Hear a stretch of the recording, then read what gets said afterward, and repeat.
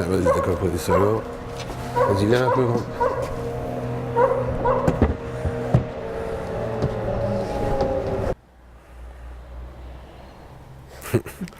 Normalement, on dit cheese. Ça va pas? Donc, je suis Michel Mess, artisan menuisier dans le village que vous trouvez, donc à Senlis-le-Sec. Je bordure les 50 ans. Je suis à la tête de l'entreprise depuis 1996. L'entreprise que vous avez repris de votre père? Que j'ai repris derrière mon père, ici présent. D'accord. Et vous avez commencé à travailler vers quel âge? À 15 ans et demi, je vous dis, je suis allé en pré-apprentissage au CFA du bâtiment. Et ensuite, j'ai passé mon CAP et à 17 ans, j'ai commencé à travailler. D'accord. Et en menuiserie? En menuiserie, tout à fait. Donc tout ce qui est en fabrication de fenêtres, portes, charpentes, ainsi que la pose. Qu'est-ce qui a provoqué chez vous là, un déclic pour reprendre l'entreprise, succéder à votre père? Ben, ça s'est fait tout naturellement, puisque c'est l'instinct, c'est l'envie, et puis c'est les générations qui m'ont fait que j'avais envie de reprendre derrière mon père. Le nom surtout.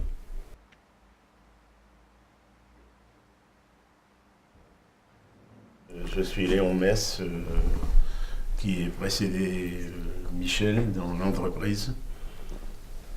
Voilà, je me suis installé en 1963. J'ai pris la succession de mon père et de mon grand-père.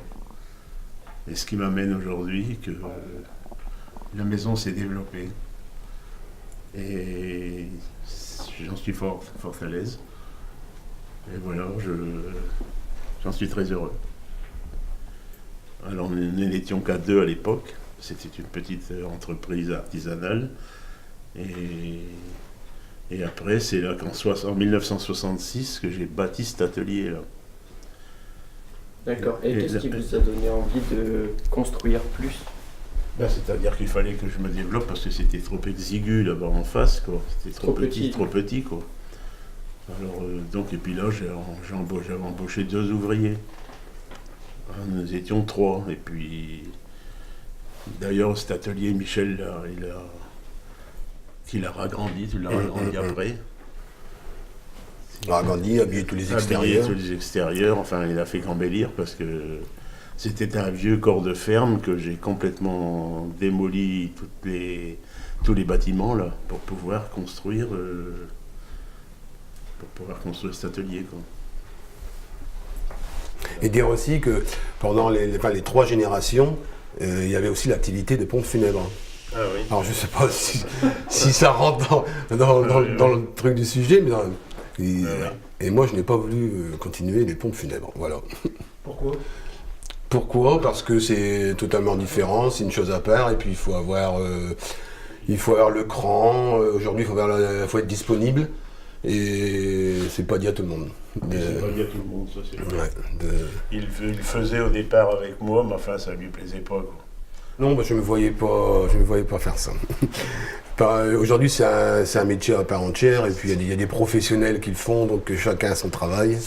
Et moi je préfère me concentrer sur ce que je sais faire. Voilà.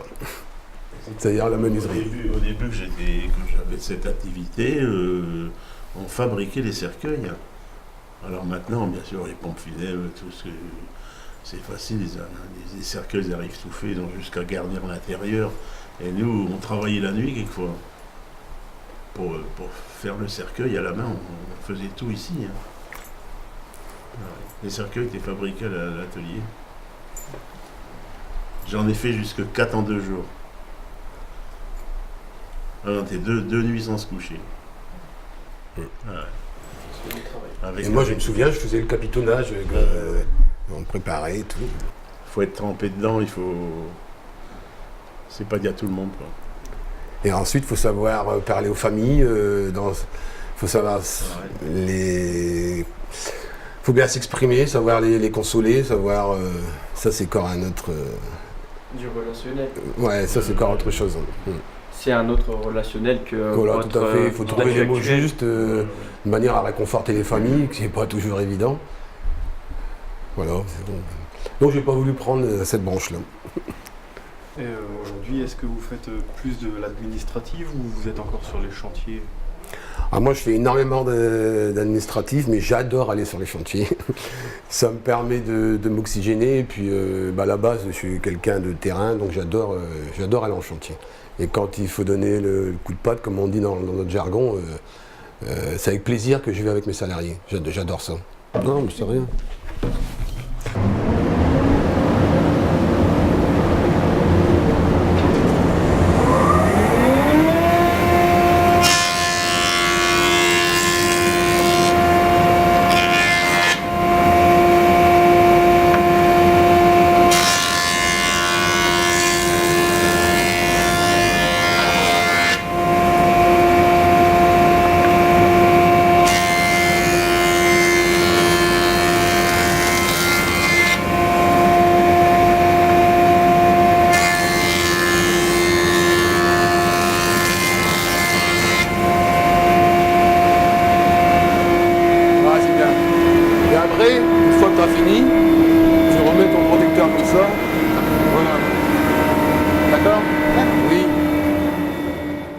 Est-ce que Benjamin se sent prêt pour reprendre après vous? Après, c'est peut-être encore trop tôt pour le dire, mais j'espère que oui dans quelques années. S'il veut rejoindre le cadre là-bas, ça serait bien, mais bon, on verra ça dans quelques années. Est-ce que c'est important d'avoir Benjamin en tant qu'apprenti ici? Ça dépend des jours. Ça dépend. Important, oui, ça fait toujours plaisir. Mais bon, j'aurais bien voulu qu'il fasse son apprentissage à l'extérieur, mais en menuiserie, il n'y en a pas beaucoup dans le secteur. Et c'est pas facile à trouver, donc, et les places sont chères. Et pourquoi vous auriez aimé qu'il fasse son apprentissage à l'extérieur? Pour la bonne et simple raison d'apprendre d'autres méthodes de travail, voir comment que ça se passe à l'extérieur. Et de temps en temps, peut-être se faire remonter les bretelles par quelqu'un d'autre. Bon, tu me la remontes des fois, non? Autrement. Qu'est-ce qui t'a décidé de te lancer dans la voie de ton père et puis de ses prédécesseurs? Bon, je ne sais pas trop, parce que depuis le début, j'ai toujours été confrère en clientèle, tout ça. Puis bon, après, j'ai appris à avoir le métier de menuisier. Bon, il faut dire une chose, c'est qu'on est dans un petit village et Benjamin il fait le même sport que moi, dans la même équipe, on chasse ensemble, donc il ne pouvait pas faire autre chose que de travailler avec son père, quoi. Voilà, on est très liés. Vous avez vraiment une relation fusionnelle. Ouais, tout à fait, tout à fait. Parfois le travail n'a pas d'impact justement sur cette relation? Non, pas forcément, puisque bon, de temps en temps, je dis pas qu'il y a des sautes d'humeur ou le caractère qui change, si bien venant de ma part aussi, puisque moi j'adore, j'aime bien la perfection, il faut que ça soit. C'est pour ça qu'habiter sur place, ça peut avoir un avantage comme un inconvénient. Mais même quand je suis à la maison, automatiquement, ma tête elle est toujours à l'entreprise. Il faut toujours que je me prépare pour le lendemain, il faut toujours que ça soit. J'arrive pas à faire la part des choses, c'est-à-dire arrêter. Mais bon, après, c'est dans la nature comme ça, quoi. Donc dans votre vie, votre train de vie quotidien, vous ne faites pas de séparation, vous êtes constamment au travail? Constamment au travail. Ah ouais, constamment. Et ça, je vous dis, le matin, en moyenne, je suis ici à 6h, mais je quitte le bureau vers 20h, 20h30. Mais je peux pas m'empêcher, une fois que je suis reparti, il y a toujours quelque chose à faire, donc je reviens, et puis je reprépare pour le lendemain. Mais bon, après, je vous dis, c'est une question de motivation, et puis j'adore ce que je fais, donc voilà, j'aime mon travail.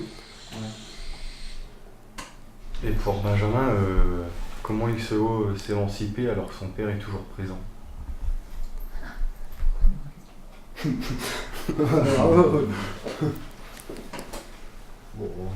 Bon, je me suis jamais posé la question non plus. Si par exemple Ben venait à décrocher de l'entreprise et puis... Si c'est pas nous pas au travail dans la menuiserie qui veut changer de boulot, oui, pourquoi pas. Vous n'y voyez pas d'inconvénient? Non, non, je ne veux pas le forcer non plus parce que son papa, son papy, etc., ils ont fait ça. Si ça lui plaît pas, oui, bien sûr, il peut faire autre chose. Je vois pas l'intérêt de rester dans une branche si ça plaît pas. Donc c'est plus par envie et non par obligation? Ah, j'espère que Benjamin, c'est plus par envie, oui. Si c'est par obligation, c'est pas non plus... Ça doit être une fierté pour toi quand même de... Ah oui, de présenter l'entreprise, tout ça.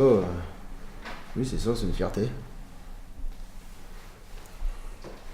Et, Ça va. vas-y. Non, vas-y.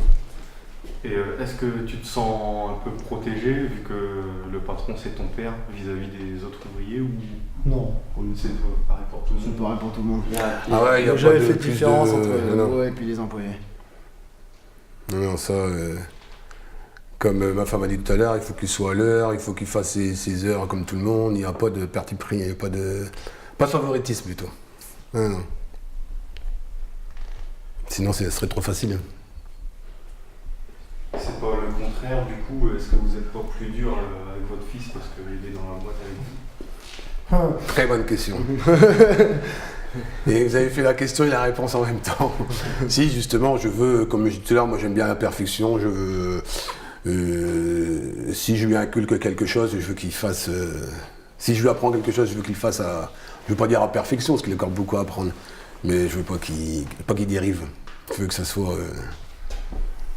qu'il respecte ce que je lui demande de faire. Moi, je le fais.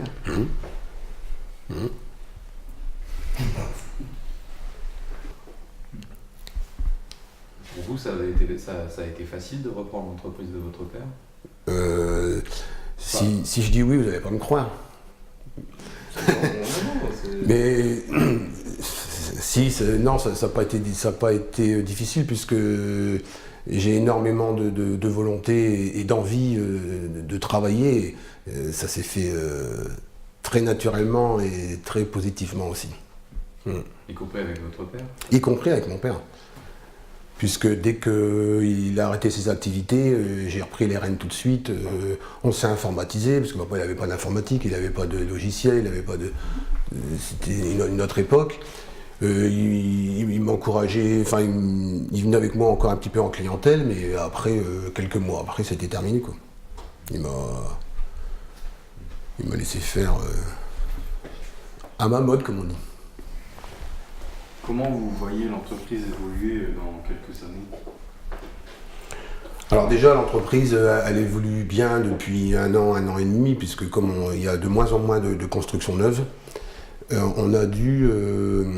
j'ai dû suivre une formation pour être RGE, c'est-à-dire reconnu garant de l'environnement.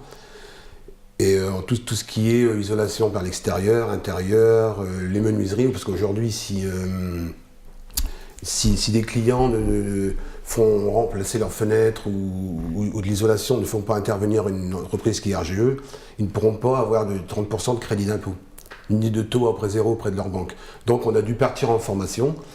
Là, les salariés, ils sont partis en formation pour le montage, démontage, échafaudage et tout ce qui s'ensuit. Donc aujourd'hui, l'avenir, il est là, dans la rénovation des maisons vétustes et la rénovation énergétique. Voilà. Et Ça m'intéresserait de faire des formations, oui, pour évoluer justement. Et aujourd'hui, on a la possibilité de faire ces formations-là. De moi, ma génération, on n'en parlait pas.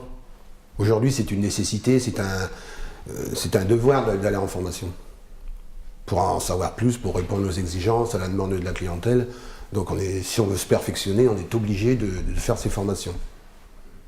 Tant sur le point sécurité que sur la pratique. Moi, si tout va bien, il me reste encore une dizaine d'années à faire, donc c'est à moi de lui préparer le terrain, puis de suivre, je vous dis, l'évolution de la vie, et de lui préparer le terrain comme mon père l'a fait, quoi. Après, c'est à lui de voir. Hein. Après, c'est à lui d'en vouloir et de travailler. Le temps de travail, il n'y a rien de tel. Hein. De toute façon, on est obligé quelque part. Oui, mais faut en vouloir.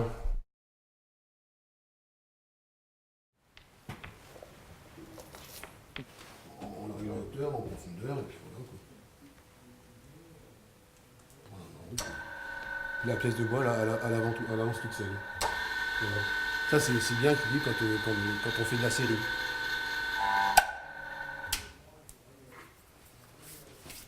C'est un système d'amenage. Non, ça, la protection, ça, je... Il n'y a rien de portante. Ouais. Parce que ces machines-là, ça ne pardonne pas. Ouais. Bon, là, la dégo, c'est qu'un bout de doigt, mais la toupie, ça, c'est... Ouais. C'est très sérieux.